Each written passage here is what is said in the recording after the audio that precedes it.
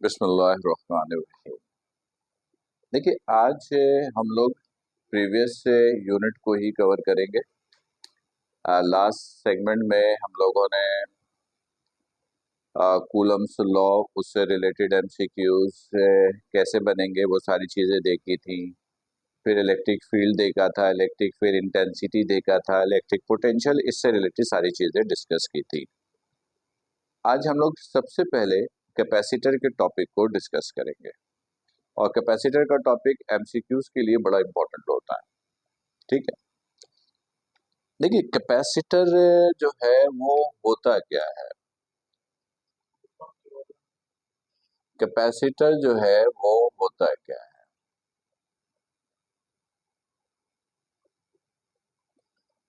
देखिए, कैपेसिटर हम लोग एक डिवाइस को कहते हैं जिसका काम इलेक्ट्रिक चार्जेस को स्टोर करना है। चलो, ये बात तो बहुत आसान हो गई कि एक ऐसा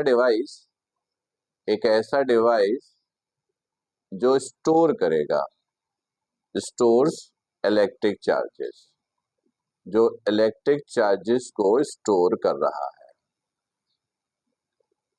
लेकिन एक कंफ्यूजन है, बैटरी भी तो इलेक्ट्रिक चार्ज स्टोर करता है, तो क्या हम बैटरी को भी कैपेसिटर बोलते हैं? क्योंकि हमने कहा ऐसा डिवाइस जो इलेक्ट्रिक चार्जेस को स्टोर करे वो कैपेसिटर है। तो जैसे गाड़ी की बैटरी, मोबाइल की बैटरी, ये भी तो चार्ज स्टोर करता है, तो क्या हम इसको भी कैपेसिटर बोले? Answer is no. अब इस पॉइंट को जरा क्लियर कर लो। आज से तकरीबन 30 साल पीछे चले जाओ। उस वक्त आजकल की दुनिया में जिसको आप बैटरी बोलते हो ना, इसी को कैपेसिटर बोलते थे, इसी को कैपेसिटर बोलते थे। फिर टेक्नोलॉजी बदल गई। आजकल जो हम कैपेसिटर यूज करते हैं वो कॉइल कैपेसिटर यूज करते हैं। जैसे नाम सुना होगा, फैन के अंदर कैपेसिटर है, छोटा सा आपने देखा होगा, उसके अंदर वायर लिपटी हुई होती हैं, वो कॉइल कैपेसिटर है। तो आजकल कैपेसिटर जो है वो कॉइल कैपेसिटर ही आजकल का यूज है। पुराने जमाने की जो कैपेसिटर्स है वो आजकल हमारे लिए बैटरी है। ठीक है, तो उससे हम बैटरी ही बोलेंगे और कॉइल वाले टेक्नोलॉजी को हम लोग कैपेसिटर का नाम देंगे। अच्छा, अब सुनोगे, कैपेसिटर का काम इलेक्ट्रिक चार्जेस को स्टोर करना है। इलेक्ट्रिक चार्जेस वो स्टोर क्यों करता है? ताकि उसको वोल्टेज सप्लाई करना हो तो सप्लाई कर सके। चार्जेस स्टोर करने का मकसद एक ही होता है, वोल्टेज की सप्लाई। यानी इलेक्ट्रिक कैपेसिटर जो है वो आपको वोल्टेज सप्लाई करता है। क्या सप्लाई करेगा? वोल्टेज प्रोवाइड करेगा, यानी पोटेंशियल प्रोवाइड करेगा, पोटेंशियल प्रोवाइड करेगा।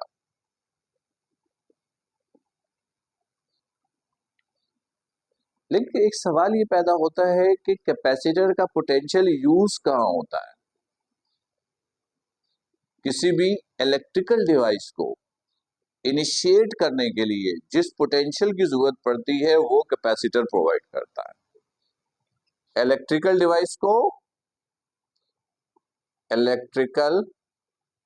डिवाइस को या सिस्टम को इनिशिएट करने के लिए, इनिशिएट करने के लिए जो पोटेंशियल चाहिए वो कैपेसिटर का potential, potential of capacitor, potential of capacitor की जरूरत पड़ती है। जैसे मैं मिसाल देता हूं,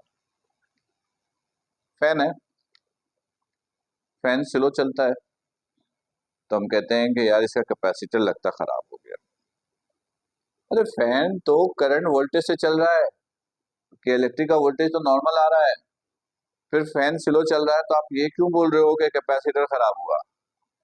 गौर से सुनोगे, कैपेसिटर का जो पोटेंशियल है ना, वो फैन को यानी सिस्टम को इनिशिएट करने के लिए यूज होता है। और ये जो करंट है, ये उसको फिर मेंटेन करता है।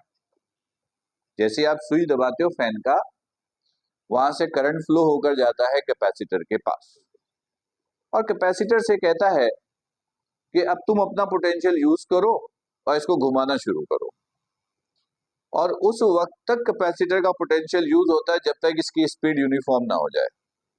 जैसी स्पीड यूनिफॉर्म होती है, फिर वो करंट उस स्पीड को मेंटेन करता है, और इस दौरान फिर वो कैपेसिटर अपने आप को चार्ज कर रहा होता है। ये है फिनोमेना। तो अब अगर कैपेसिटर आपने ऑन किया, कैपेसिटर ने अपना पोटेंशियल यूज करना शुरू किया, घुमाना शुरू किया। अगर उसके पास अपना पोटेंशियल कम है तो इसकी स्पीड वो मैक्सिमम नहीं कर पाएगा, और करंट का काम तो सिर्फ उस स्पीड को मेंटेन करना है, बढ़ाना या कम करना नहीं है। तो इसलिए हम कहते हैं कैपेसिटर का प्रॉब्लम है। तो कैपेसिटर एक ऐसा डिवाइस है जो इलेक्ट्रिक चार्जेस को स्टोर करता है, और सिस्टम को इनिशिएट करने के लिए जो पोटेंशियल रिक्वायर्ड होता है वो कैपेसिटर प्रोवाइड करता है। अच्छा, अब बैटरी को देख लो। बैटरी भी एक पुराने जमाने का कैपेसिटर है। गाड़ी है, गाड़ी को स्टार्ट करो, गाड़ी को स्टार्ट करने के लिए किसका पोटेंशियल चाहिए? बैटरी का चाहिए, बैटरी का चाहिए। ठीक है, अभी गाड़ी स्टार्ट हो गई, फिर बैटरी चार्ज हो रही होती है, फिर बैटरी का काम खत्म। ऐसा ही है। अच्छा, अब सुनोगे जरा। अब मोबाइल के अंदर भी बैटरी है, लेकिन मोबाइल या मोटरसाइकिल है उसके अंदर भी बैटरी है। अब मोटरसाइकिल को स्टार्ट करने के लिए बैटरी का पोटेंशियल नहीं चाहिए, किक वाला बैटरी का नहीं चाहिए। तो मतलब ये हुआ कि जो कैपेसिटर है ना, वो एक ऐसा डिवाइस है जो इलेक्ट्रिक चार्जेस को स्टोर करेगा, और उसका पोटेंशियल इलेक्ट्रिकल सिस्टम को इनिशिएट करने के लिए यूज होगा। लेकिन जो पुरानी टेक्नोलॉजी थी, जिसको आजकल हम बैटरी बोलते हैं, ये कहीं कहीं पर तो कैपेसिटर का काम करता है, लेकिन ज्यादातर जगहों पर ये अभी कैपेसिटर का काम नहीं करता है। क्योंकि अगर बैटरी 100% कैपेसिटर का काम करता है तो मोटरसाइकिल बैटरी के पोटेंशियल के बगैर स्टार्ट नहीं हो सकती। राइट?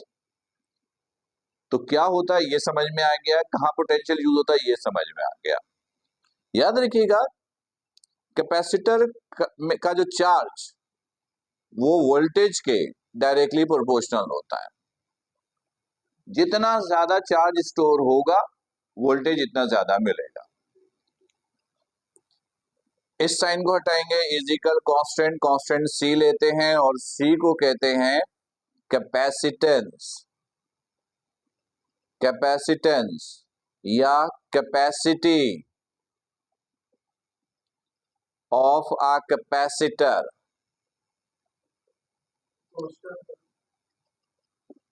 ये पर्टिकुलर कैपेसिटर के लिए कांस्टेंट है, लेकिन डिफरेंट कैपेसिटर के लिए ये डिफरेंट होता है। एक पर्टिकुलर कैपेसिटर है तो उसकी कैपेसिटेंस कांस्टेंट, लेकिन अगर कैपेसिटर चेंज कर रहे हो तो फिर कैपेसिटेंस भी अलग अलग होगी। इसका यूनिट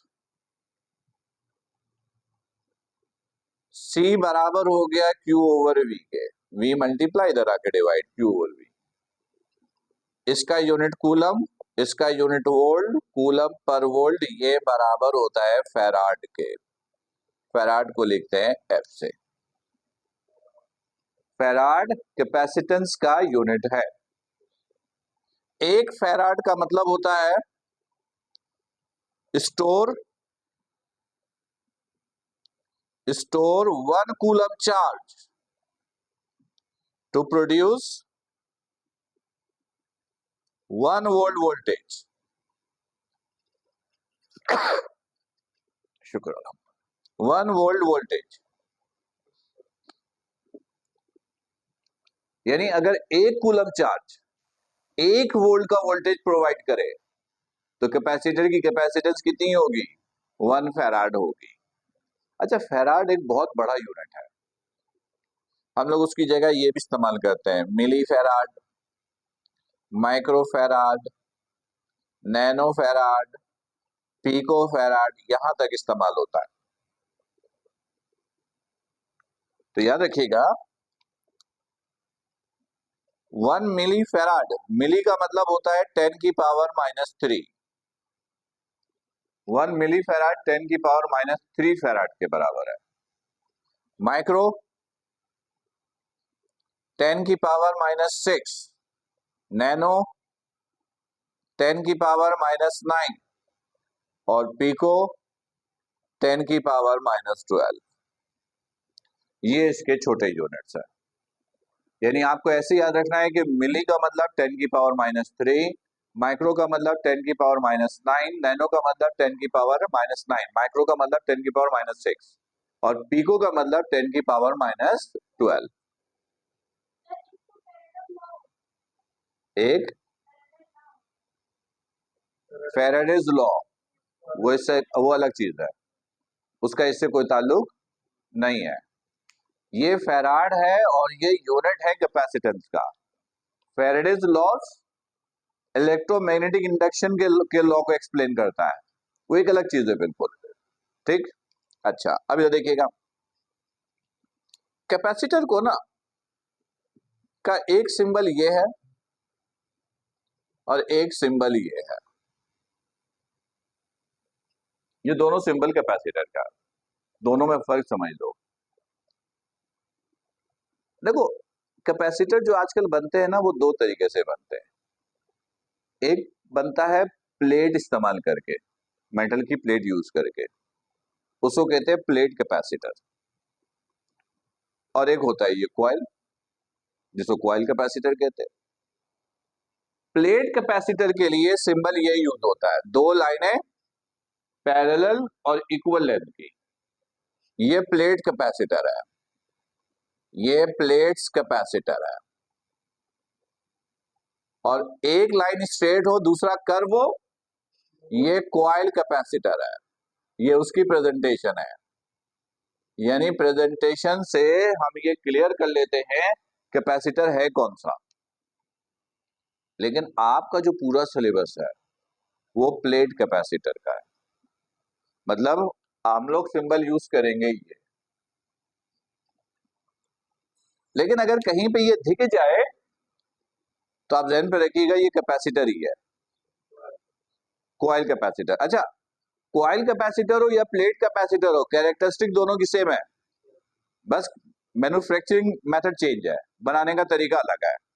कैरेक्टरिस्टिक्स प्रॉपर्टीज में कोई फर्क नहीं है। अच्छा अब देखिएगा कि ये तो कैपेसिटर हो गया, प्लेट कैपेसिटर। अब इसमें याद रखिएगा कि अगर प्लेट कैपेसिटर है तो प्लेट यूज होती है हमेशा पैरेलल। कैपेसिटर बनाने में अगर प्लेट आप इस्तेमाल किया है तो प्लेट इस्तेमाल होंगी हमेशा पैरेलल, पैरेलल के अलावा और कोई ऑप्शन नहीं। तो एक तो याद रखिएगा कि प्लेट यूज होगा parallel, plate placed in parallel. ठीक, पैरेलल के अलावा और कोई ऑप्शन नहीं है। पैरेलल जितना अच्छा होगा वो कैपेसिटर इतना अच्छा बनेगा। तो याद रखिएगा कैपेसिटेंस, कैपेसिटेंस यानी कि सी, प्लेट का सरफेस एरिया जितना ज्यादा होगा कैपेसिटेंस भी इतनी ज्यादा होगी, यानी directly proportional. Surface area,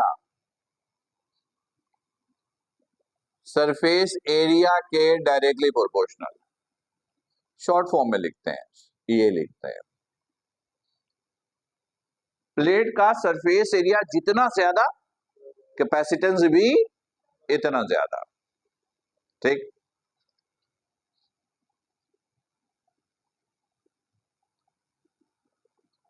capacitance जो है वो प्लेट्स के दरमियान जो डिस्टेंस होगा उसके इनवर्स होगा। डिस्टेंस जितना कम होगा कैपेसिटेंस इतनी ज्यादा होगी, प्लेट के दरमियान डिस्टेंस जितना ज्यादा होगा कैपेसिटेंस जितनी कम होगी, राइट। तीसरी चीज है कैपेसिटेंस नेचर ऑफ मीडियम के भी directly proportional. Nature of medium के भी डायरेक्टली प्रोपोर्शनल, यानी कि एयर है, एयर है तो एयर के लिए मीडियम कौन सा होता है, एप्सिलॉन नॉट। डाइलेक्ट्रिक के लिए क्या होता है, एप्सिलॉन आर। तो अगर फर्स्ट करो कि प्लेट्स के दरमियान, कैपेसिटर के प्लेट्स के दरमियान पहले एयर था, कैपेसिटेंस कुछ होगी। अब आपने डाइलेक्ट्रिक रख दिया तो कैपेसिटर की कैपेसिटेंस बढ़ जाएगी, यानी कैपेसिटेंस मीडियम के डायरेक्टली प्रोपोर्शनल। और मीडियम की डेंसिटी जैसे जैसे बढ़ती जाएगी कैपेसिटेंस भी ऐसे बढ़ती जाएगी। तो याद रखो कि एक एमसीक्यू पूछा जाता है कि कैपेसिटेंस ऑफ कैपेसिटर डिपेंड करता है किन किन चीजों पर, कितनी डायमेंशन पे, तो सिर्फ 3 चीजों पे डिपेंड करता है कैपेसिटेंस। नंबर 1 एरिया पर, डिस्टेंस पर और नेचर ऑफ मीडियम पे। और इन तीनों को कंबाइन करें तो रिजल्ट आपको ये मिलता है, यानी ये कैपेसिटेंस मालूम करने का फॉर्मूला है।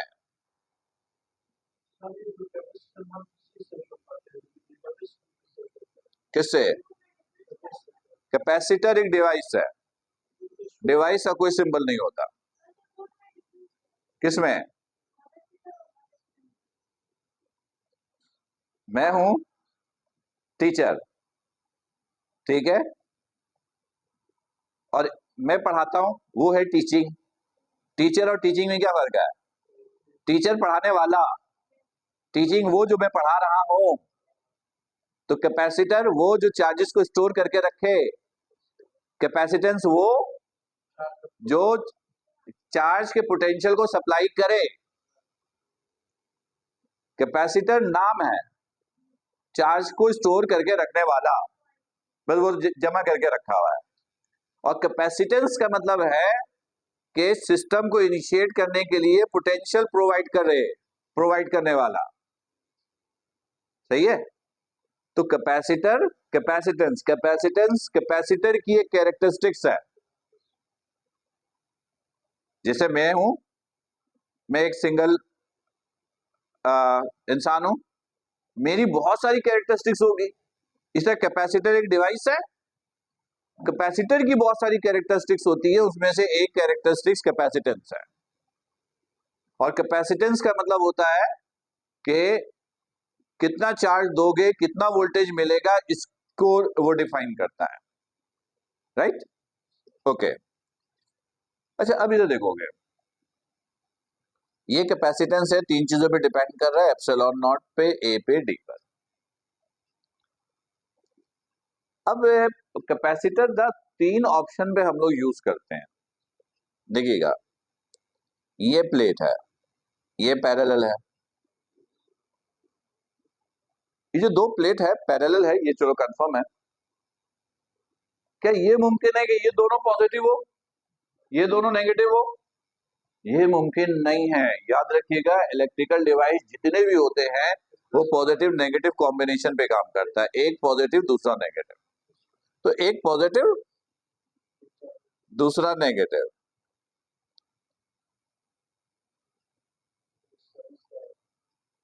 इस पूरे दोनों प्लेट्स के दरमियान एयर है। क्या है? दोनों पॉजिटिव हो गया तो एक नेगेटिव है। इसके दरमियान एयर है यानी स्पेस है। दूसरा ऑप्शन, ये प्लेट है, इसके अंदर डाइलेक्ट्रिक है।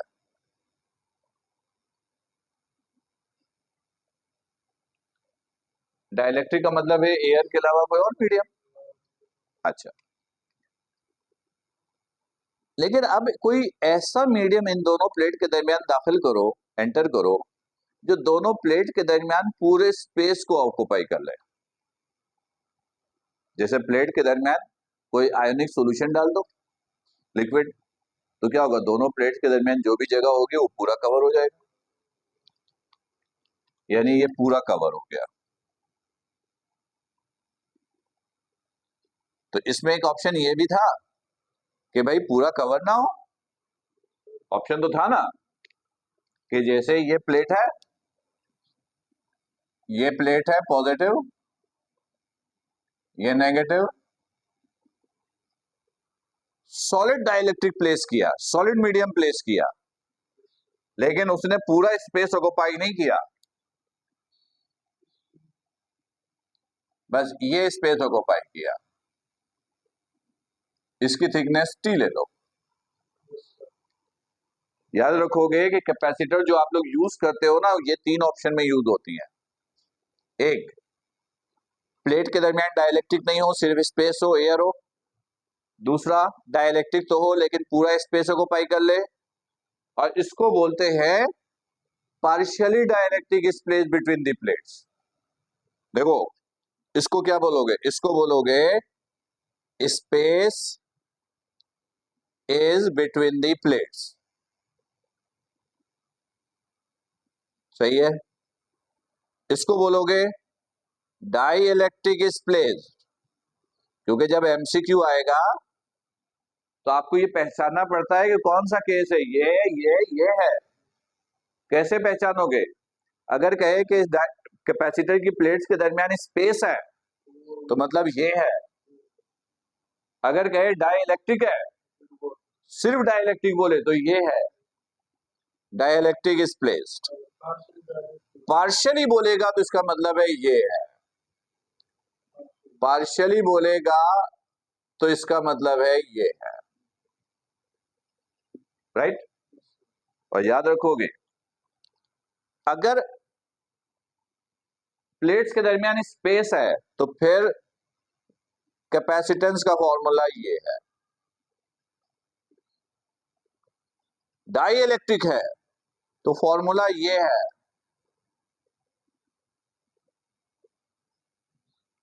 पार्शियली डाई इलेक्ट्रिक है तो फॉर्मूला ये है।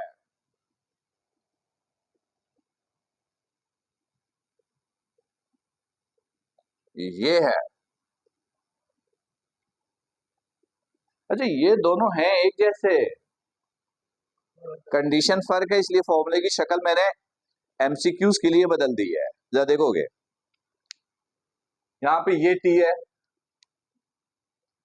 और ये डी है, डी ये पूरा है, डी ये पूरा लेकिन यहां पर डी और टी आपस में क्या है, बराबर है ना।